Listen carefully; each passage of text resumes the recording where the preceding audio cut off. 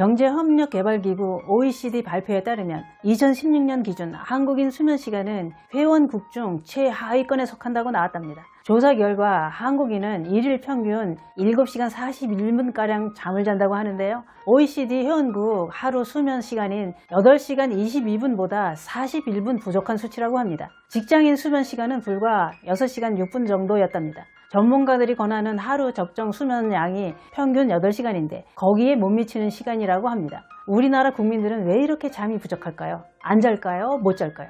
오늘은 불면증에 관한 이야기 지금 시작합니다.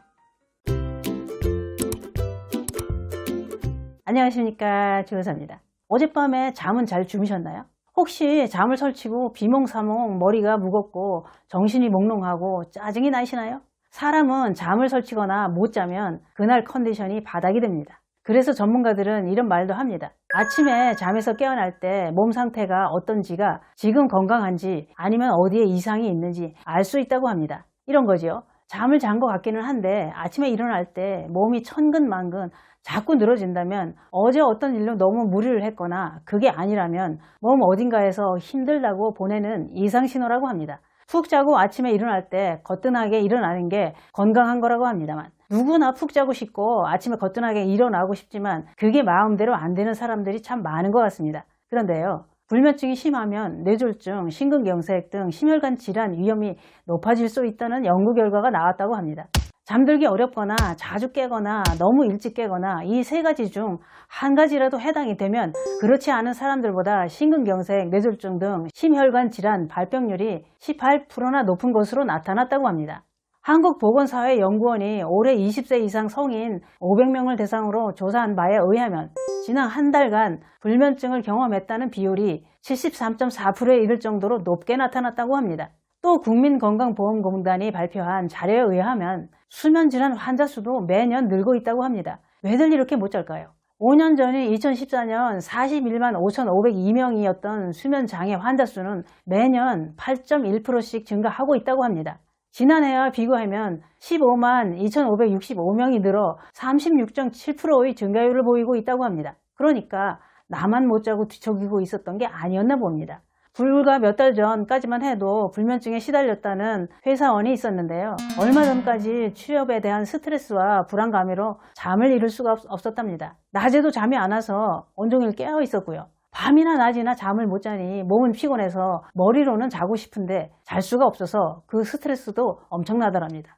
자야 한다는 심리적 압박감이 상당했다고 합니다. 그리고 베개를 바꿔보면 잘 잘 수 있으려나 하고 베개를 4개나 바꿔보았고요. 좋다는 베개는 다 사보게 된 거죠. 또 심신에 안정을 준다는 향초를 써보기도 했답니다. 이렇게 잠을 못 자고 고통스러워하는 사람들이 많다고 하는데요. 현대인들이 숙면을 위해 많은 돈을 지출하기 시작하면서 성장하고 있는 관련 산업을 가리키는 말이 생겨나기도 했는데요.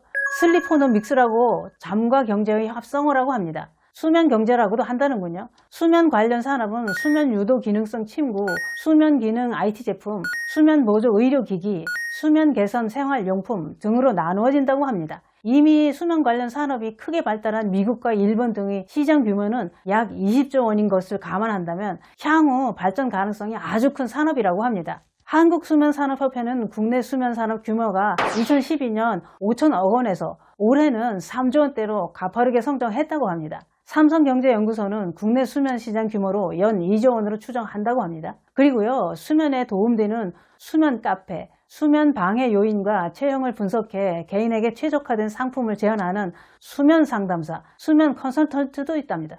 수면 상태를 분석하는 IT 기기나 애플리케이션, 백색 소음 등이 인기를 끌고 있다고 합니다. 그리고요, 글로벌 수면 보조산업 보고서를 보면 매트리스와 베개가 차지하는 비중은 45%나 된다고 합니다.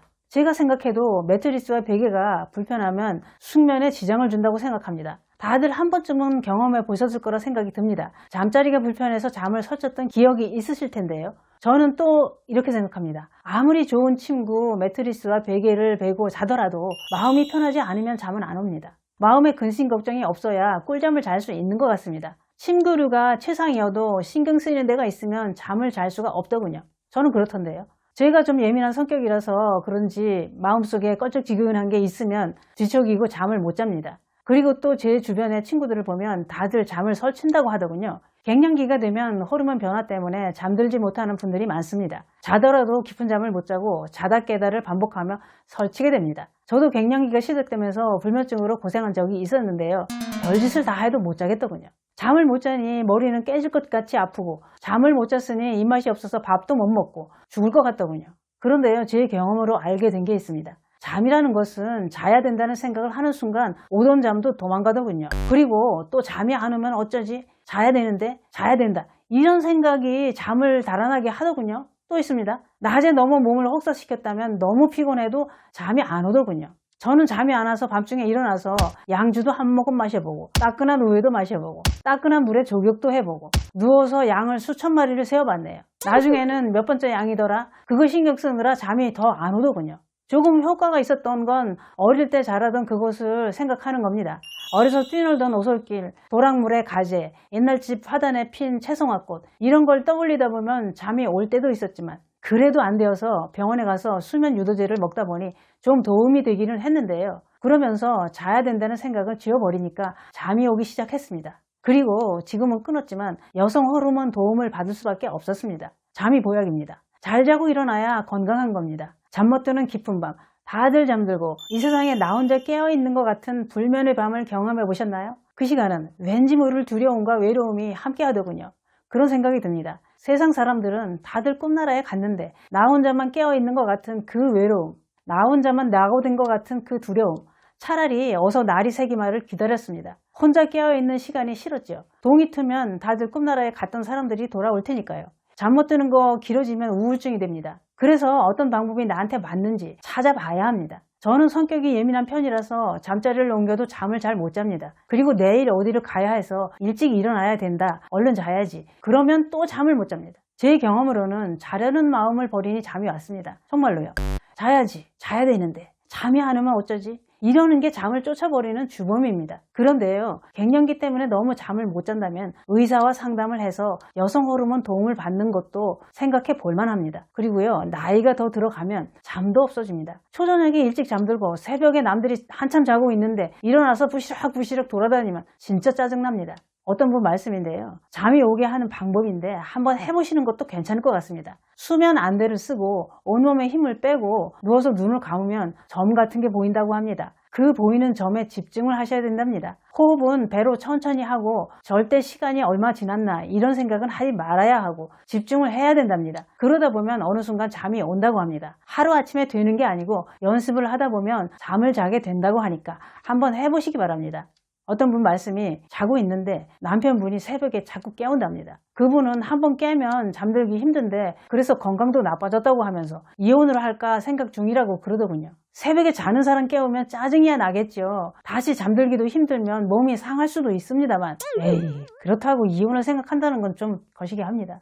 이혼 사유가 새벽에 자는 사람 깨워서 못 살겠다 그래야 되나요? 다른 방으로 피하시는 건 어떨까요? 하기는 그 방에 가도 또 깨울 수도 있겠네요. 어째 합니까? 그리고 또 어떤 분은 불면증에 마그네슘과 비타민 D가 수면에 도움이 된다고 합니다. 수면제처럼 즉각적인 효과는 없는데 좋은 영양제 먹는다고 생각하며 꾸준히 먹었더니 2주 정도 지났을 때 효과가 나더랍니다. 그런데요, 우리나라 인구의 약 20%가 불면증을 앓고 있는 것으로 조사되었다고 합니다. 불면증은 시간이 지나갈수록 만성으로 변할 확률이 높다고 합니다. 불면증은 정말 고통스럽습니다. 잠들기까지 30분 이상 걸리는 인면장애도 진짜 힘듭니다. 잠 한 번 들기가 그렇게 힘든 건지, 또 잠이 들었지만 자주 깨는 수면 유지장애는 자기는 했는데 자다 깨다를 반복하다 보니 머리만 아프고 잔 것 같지도 않습니다. 또 몇 시간 자다가 새벽에 잠이 일찍 깨서 다시 잠들기 힘든 조기각성 장애, 이런 증상이 주 3회 이상 한 달 이상 지속된다면 불면증으로 볼 수 있다고 합니다. 불면증은 여성들이나 노인들에게서 더 많이 나타난다고 하는데요. 요즘에는 성인 남성들의 발병률도 증가하고 있다고 합니다. 그런데요, 잠이 오게 하려면 몸을 힘들게 하는 게 피곤해서 쓰러져 잠들 것 같지만 잠을 못 잔 몸 상태로는 운동을 하는 것도 쉬운 게 아닙니다.